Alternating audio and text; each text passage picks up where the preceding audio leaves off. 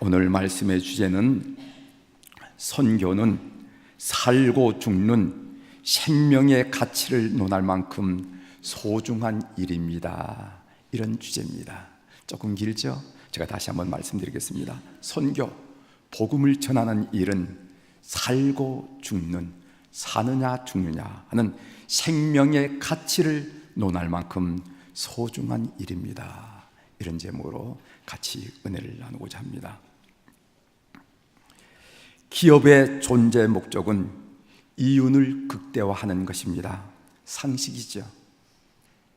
그런데 이 상식이 최근에 깨어지고 있습니다.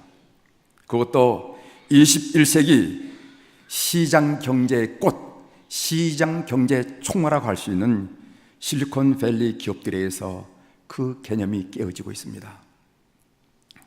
현재 글로벌 경제 성장을 이끌고 있는 구글, 아마존, 애플 등에서 이윤 극대화라는 그런 표현은 들어보기 힘듭니다. 21세기형 기업가의 대표격인 스티브 잡스는 평생 이윤을 언급한 적이 없다는 것입니다. 그렇다면 이윤이 아니라면 21세기형 기업들은 도대체 무엇을 추구한다는 말인가? 이윤을 대체하는 21세기형 기업가들의 핵심 단어는 새로운 가치의 창조입니다. 따라서 기대된 이윤이 크지 않다 하더라도 가치 창조의 가능성이 높으면 과감하게 투자하고 도전합니다. 이윤이라는 것은 가치 창조의 결과물 중에 하나일 뿐입니다. 아마존이나 구글을 보면은 이익 규모는 얼마 되지 않지만은 새로운 문제 해결을 위한 연구 개발이나 신사업에 대한 투자는 천문학적으로 투자하는 것을 보게 됩니다. 이윤이 아니라 가치라는 말이 마음에 와 닿습니다. 이윤 추구가 목적인 기업은 이류 기업이고 가치 추구가 목적인 기업은 인류 기업입니다. 마찬가지로 이윤 추구가 목적인 삶은 이류 인생이고 가치 추구가 목적인 삶은 인류 인생을 살게 되는 것입니다. 이 세상에 수많은 부자들이 왔다가 갔지만은 오늘 인류가 기억하는 부자는, 사람들의 마음속에 기억되는 부자는 가치를 추구한 부자였을 뿐이었습니다. 오늘 우리 그리스도인들이 추구해야 할 가치는 무엇인지 함께 나누고자 합니다. 본문 내용입니다. 오늘 우리가 읽지는 않았지만 본문의 끝자락에 바울 사도가 에베소 교회 장로들과 이별하는 장면이 나옵니다. 사도행전 20장 36절부터 38절의 내용을 제가 한번 읽어드리겠습니다. 이 말을 한 후 무릎을 꿇고 저희 모든 사람과 함께 기도하니 다 크게 울며 바울의 목을 안고 입을 맞추고 다시 그 얼굴을 보지 못하리라 한 말로 말미암아 더욱 근심하고 배까지 그를 전송하니라. 밀레도 해변에서 이별을 안타까워하며 밤늦도록 아쉬움을 달래는 사도와 성도들의 모습을 여러분 상상해 보시기를 바랍니다. 바울은 에베소 교우들에게 자기가 가진 모든 것을 아낌없이 쏟아부었어요. 에베소 교회 성도들은 바울에게 그들의 가진 모든 것을 다 드리고 싶었을 것입니다. 할 수만 있다면 그들의 목숨까지 드리고 싶었을 거예요. 저는 이런 관계가 목회자와 교우들의 관계라 이렇게 생각하고 목회에 접어들었습니다.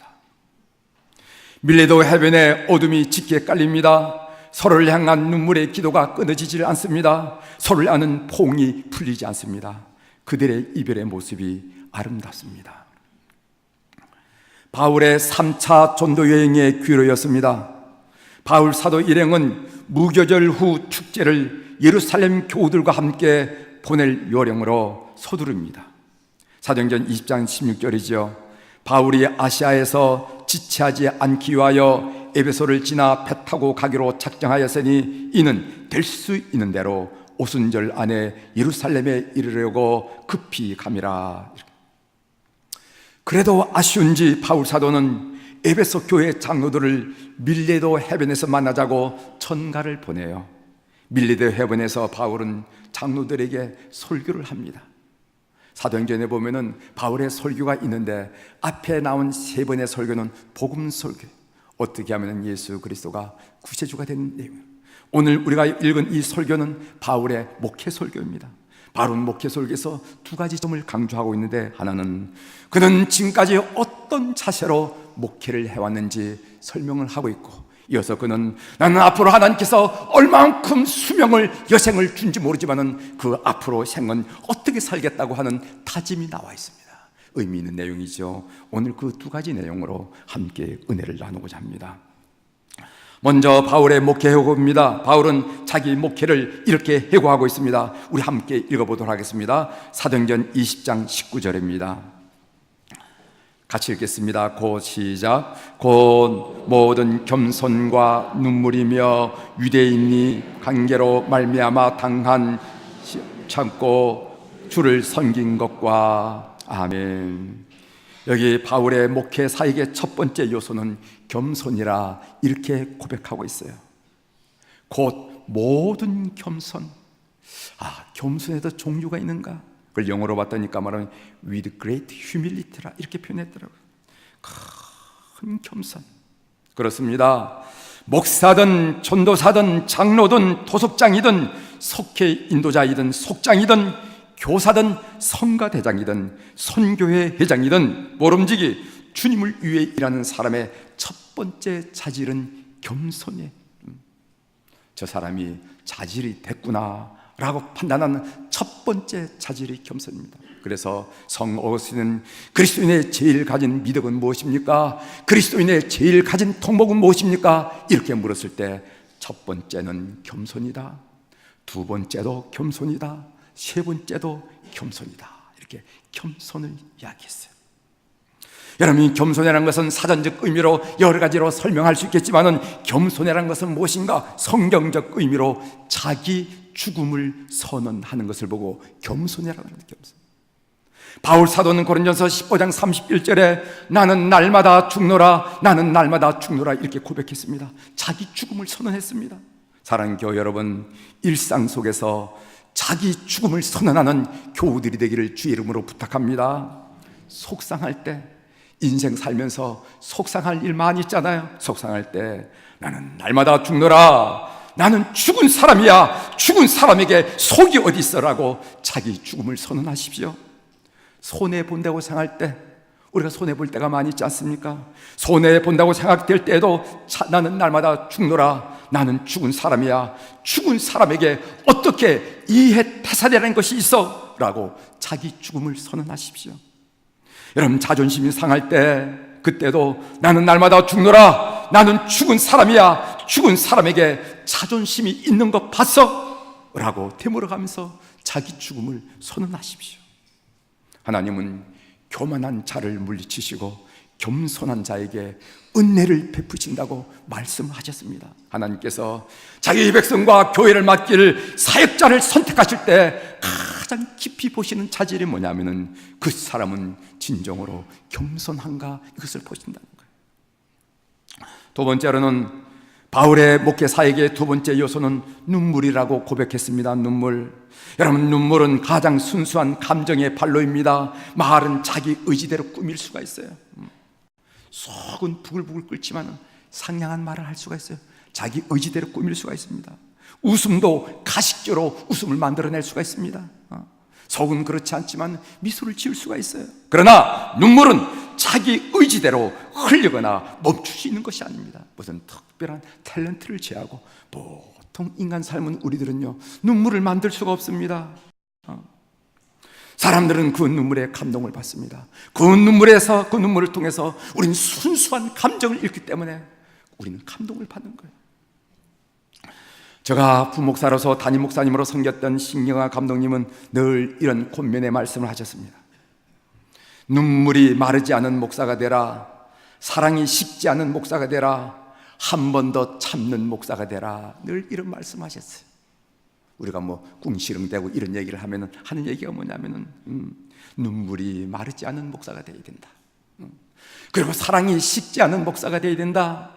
그리고 한 번 더 참는 목사가 되라. 이런 얘기. 눈물이 마르지 않은 목사, 귀담아 들어야 할 내용이지만은, 그런데 목회를 하다 보면은 이게 쉽지 않음을 고백합니다. 예전에는 제법 눈에 눈물이 마르지 않았는데, 이 타성이라는 것이 얼마나 무서운지, 이 목회의 타성이라는 것 때문에 눈물이 점점 메말라가는 저 스스로를 발견하게 된다는 거예요. 사도 바울은 눈물로 목회를 했습니다. 바울의 가슴 속에는 마치 자식을 기르는 부모와 같은 사랑과 그리고 애틋함이 있었어요. 고린도후서 11장 28절 29절에 보면은 이 외에 이 일은 고사하고 아직도 날마다 내 속에 눌리는 일이 있다고 그랬어요. 하나님을 그토록 잘 믿었던 바울 사도 마음속에 뭔가 꼭 눌리는 일이 있었으니 곧 모든 교회를 위하여 염려하는 것이라. 누가 약하면 내가 약하지 아니하며 누가 실족하게 되면 내가 애타지 아니하더냐, 이렇게 얘기하는 겁니다. 바울을 아프게 하고 바울의 마음을 늘 힘들게 하는 것이 있는데, 그것은 교우들만 생각하면 늘 힘들다 말이지.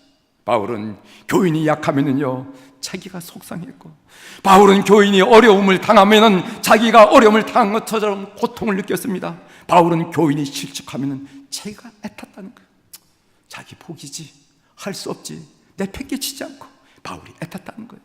사랑하는 교회 여러분, 우리가 사역자라면은, 목사라면은, 장로라면은, 도석장이라면은, 속회 인도자라면은, 속장이라면은, 선교회 회장이라면, 교사라면은 이런 눈물의 사역자가 되었으면 좋겠어요. 그런 눈물의 사역자가 되는 큰 은혜가 여러분들에게 임하기를 바랍니다. 바울의 목회 사역의 세 번째 요소는요, 인내였습니다. 인내. 유대인의 간계로 말미암아 당한 시험을 참았다고 고백하고 있어요.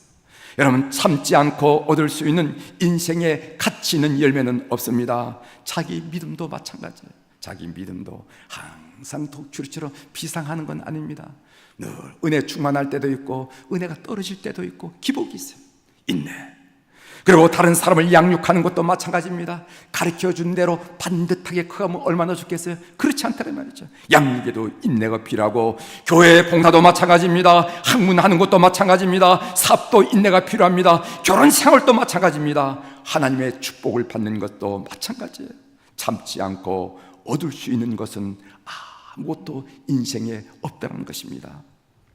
예민한 기분에 흔들리거나, 날카로운 자존심에 흔들리거나, 팔팔한 성질에 흔들리거나, 급한 성격에 흔들려서는 열매를 거둘 수가 없어요. 이래 내려치면 될 거 아니야? 그만두면 될 거 아니야? 끝장내자. 맨날 그 타령이냐? 이런 인생의 태도로는요, 인생의 열매를 거둘 생각을 하지 말아야 된다는 거예요. 참고 인내하는 일을 오늘 우리 모든 교우들의 마음속에 다시 한번 간직하게 되기를 주의 이름으로 고면합니다. 이어서 바울 사도는 내일을 위한 각오를, 다짐을 말하고 있습니다. 사도행전 20장 23절부터 24절의 말씀이죠. 저는 이 바울의 다짐이 평생 목회자인 저의 가슴을 휘어잡고 있어요. 저의 마음을 휘어잡고 있습니다. 우리 함께 읽어보도록 하겠습니다. 사도행전 20장 23절부터 24절입니다. 오직 시작. 오직 성령이 각 성에서 내게 증언하여 결박과 환난이 나를 기다린다 하시나, 내가 달려갈 길과 주 예수께 받은 사명고 하나님의 은혜의 복음을 증언하는 일을 마치려 하면은 나의 생명조차 조금도 귀한 것으로 여기지 아니하노라. 바울 사도께서 앞으로 내 남은 인생, 난 남은 여생을 어떤 태도로 목회할 것인가, 삶을 살 것인가 하는 얘기를 우리에게 하고 있는 것입니다. 첫 번째로 보면은 결박과 환난이 나를 기다린다 하시나. 오늘 많은 그리스도인들이 착각하는 것이 하나 있습니다. 그것은 예수님을 믿으면은 모든 유혹, 실패, 환난이 사라질 것이다 하는 그런 기대입니다. 그렇지 않습니다. 신앙생활이라는 것은 도깨비 방망이처럼 금 나와라 뚝딱 열려라 참게 하면 척척 되는 그런 것이 아니에요. 여전히 성도들에게는요, 세상 유혹이 있습니다. 여전히 성도들에게는 사업의 실패, 시련의 아픔이 있습니다. 여전히 성도들에게는요, 인간관계로 인한 시련과 경제적인 혼란 등이 있습니다. 그렇다면 예수 믿는 것하고 예수 안 믿는 것이 뭐가 다른가 말이지. 똑같은 왜 믿냐 말이지. 우리가 예수님을 믿는다는 것은 모든 역경과 시련에서 해방된다는 것을 의미하는 것이 아니라 그 역경을 견디고 이길 수 있는 능력의 사람이 된다는 것을 의미하는 것을 기억하시기를 바랍니다. 능력의 사람. 예를 들어서 예수님의 십자가 사건을 생각해 봅시다. 예수님이 겟세마네 동산에서 그 십자가를 지는 문제를 놓고 기도합니다. 마태복음 26장에 나온 이야기죠. 그런데 예수님이 그 십자가 문제를 가지고 기도할 때 그 십자가가 지나갔습니까? 그렇지 않죠. 십자가는 그대로였습니다. 그런데 달라진 것이 있었어요. 무엇이 달라진가 하면은 이제는 두려워하지 않습니다. 이제는 주저하지 않습니다. 오히려 담대하게 십자가를 지면서 하늘 아버지의 구원 사역을 따르는 것을 우리가 보게 됩니다. 마태복음 26장 46절이죠. 일어나 함께 가자. 이것은 함께 도망가자는 말이 아니에요. 일어나 함께 가자. 보라, 나를 파는 자가 가까이 다가왔느니라 말씀하시면서 그 하나님의 놀라운 구원 사역을 위해서 비록 십자가를 지는 일이지만은 뚜벅뚜벅 그 일을 향해서 초조하지도 않고 불안해하지 않고 뒤로 물러서지 않고 걸어가신 우리 주님의 모습을 보게 된다는 거죠. 환난과 시련과 역경을 넣는 강한 능력의 역사가 우리 속에 일어나기를 주의 이름으로 축원합니다. 또 우리가 예수님을 믿는다는 것은 모든 시련과 역경에서 해방되는 것이 아니라 하나님을 믿는 믿음으로 그 시련의 의미를 깨닫는 해석의 사람이 된다는 의미입니다. 해석의 사람이 된다는 것입니다. 예를 들어 요셉을 한번 보세요. 요셉은 형제들에 의해서 팔려 애굽에서 죽을 고생을 했지요. 요셉이 그 사건들을 믿음으로 받아들이지 않았다면 아마 자살을 했을 것입니다. 뭔가 끝이 보여야 견디는데 가도 끝이 보이지 않아요. 끝이 보이지 않으면 갈 데가 어디가 있겠습니까? 그런데 요셉은 그렇지 않고 결국은 애굽의 총리가 되잖아요. 그때 식량을 구하러 자기를 판 형제들이 나타났습니다. 여러분 같았으면 그 형제들 보고 자기를 팔아서 끝도 없는 고생을 하게 한 형제들 보고 여러분 어떻게 돼야겠습니까? 여보시오 형님들, 제가 누군 줄 아십니까? 요셉입니다. 그 뻔뻔한 얼굴들 좀 들어보세요. 저 죽지 않습니다. 저 죽지 않았습니다. 아마 이렇게 호통을 치고 분풀이하고 골탕 먹이려고 했지 않았겠습니까? 그러나 요셉은요 뭐라고 했냐면은 당신들이 나를 이곳에 팔았다고 해서 근심하지 마소서, 한탄하지 마소서. 하나님이 생명을 구원하시려고 나를 당신들보다 먼저 보내셨나이다. 창세기 45장 5절의 말씀이에요. 자, 여기 보십시오. 똑같은 사건을 놓고 해석이 다릅니다. 형제들은 요셉을 판 죄 때문에 벌벌 떨고 있는데 정작 요셉은요 자기를 판 이 일을 하나님의 치밀하고 섬세한 구원 사건으로 해석하면서 그건 오히려 넉넉하다는 말이죠. 요셉은 그 사건을 구원 사건으로 확신했기 때문에 모진 감옥살이도 견딜 수가 있었습니다. 마음의 평정을 잃지 않고 당황하지 않고 찬송할 수 있었습니다. 사건의 해석이라는 것이 이렇게 중요해요. 해석에 따라 울 수도 있고 웃을 수도 있습니다. 해석에 따라 죽을 수도 있고 살 수도 있습니다. 바로 이런 해석이, 이런 삶의 해석이 어디로부터 오느냐 이 말이죠. 이것이 바로 하나님을 믿는 믿음으로부터 온다는 겁니다. 우리가 손을 붙들고 자, 용서해, 생각을 달래 이렇게 해서 해석이 되어지는 것이 아니라 우리가 하나님을 믿는 믿음 속에서 성령이 주신 지혜로 이 의미를 알게 되고 오히려 시련과 역경 가운데서도 우리가 승리할 수 있다는 것이 바로 믿음의 보배라는 거예요. 그래서 믿음이 중요하다는 것입니다. 이어서 하나님의 은혜의 복음을 증언하는 일을 마치려 하면은 나의 생명조차 조금도 귀한 것으로 여기지 아니하노라 하고 바울이 다짐합니다. 여러분 이 말씀을 영어 성경에서는, 영어 번역에서는 이렇게 번역한 걸 봤어요. 복음 증언하는 이 일이 아니면은 나의 생명은 가치가 없습니다. 월스란 말씀. 복음을 증언하는 이 일이 아니면은 나의 생명은 가치가 없습니다. 사랑하는 성도 여러분, 여러분은 어느 순간에 무슨 일을 할 때 여러분의 생명이 가치 있다고 느끼십니까? 한번 생각해 보십시오. 맛있는 음식을 찾아 먹을 때 목구멍으로 목덜미로 그 음식이 내려갈 때 야, 살아있는 게 참 즐겁구나 그렇게 느끼세요? 자식이 공부 잘해서 아들이, 첫째 아들이, 둘째 아들이 공부 잘한다 하면서 내 태상 상급을 느끼면서 여러분 가치 있다고 느끼십니까? 아니면 가족이 내가 요리한 음식을 먹고 엄마 요리 최고야 이렇게 손가락을 치켜줄 때 여러분 삶의 의미를 느끼십니까? 그때도 느껴야 되겠죠. 현재 여러분들의 생명이 가치 있다고 느끼는 것은 어떤 요소입니까? 바울은 복음을 전할 때라고 얘기했습니다. 복음을 전하는 일, 그것은 살고 죽는 생명의 가치를 논할 만큼 소중한 것임을 우리 교우들이 마음에 다시 한번 각오하고 정리하게 되기를 주의 이름으로 고민합니다. 복음을 전할 때만이 직장도 의미가 있습니다. 복음을 전할 때만이 직업도 의미가 있습니다. 복음을 전할 때만이 재산도 의미가 있습니다. 복음을 전할 때만이 성공도 의미가 있습니다. 복음을 전할 때만이 결혼도 의미가 있습니다. 복음을 전할 때만이 학문도 의미가 있습니다. 복음을 전할 때만이 여러분 잘난 것도 의미가 있다는 거예요. 복음을 증언한 일이 아니면 나의 생명은 가치가 없습니다.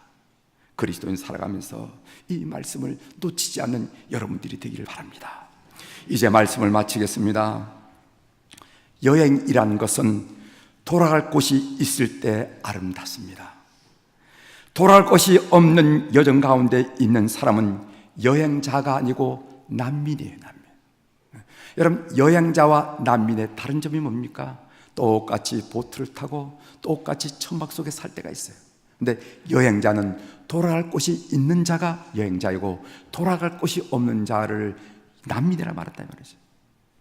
돌아갈 곳에 대한 기대와 전망이 있는 삶만이 아름다운 여행을 할 수가 있습니다. 그래서 여행은 인생의 은유입니다. 돌아갈 곳이 없는 사람, 난민이라고 부른 사람들의 삶은 그래서 불안할 수밖에 없어요.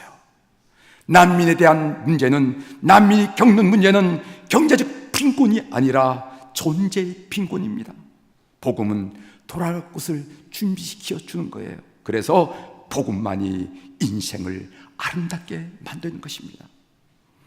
우리가 소홀히 생각했거나 우리가 망각했거나 우리가 상실했던 복음의 가치를 회복하는 교우들이 되기를 주의 이름으로 축원합니다. 모든 것은 끝이 있어요. 그러나 영원 곧만은 영원하다는 것을 믿는 우리 교우들이 되기를 주의 이름으로 축원합니다.